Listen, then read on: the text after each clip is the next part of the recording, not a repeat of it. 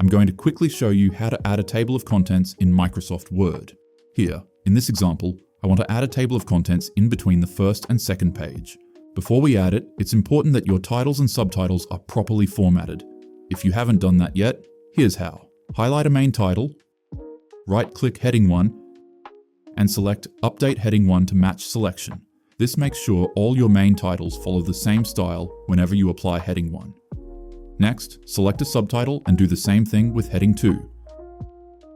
Now go through the entire document and apply Heading 1, Heading 2, or even Heading 3 to the relevant sections. Heading 1 would be all of your main sections and titles. Heading 2 would be a subsection of that. And Heading 3 would be a subsection of Heading 2. Once the document is properly formatted, go to where you want the table to be. Then click on References. Click on Table of Contents. Pick one of the automatic tables. Now you should have a table of contents. If you ever make changes to the document, you can use this Update button to refresh the table of contents to reflect any changes. You can also change the formatting of this table of contents to your liking.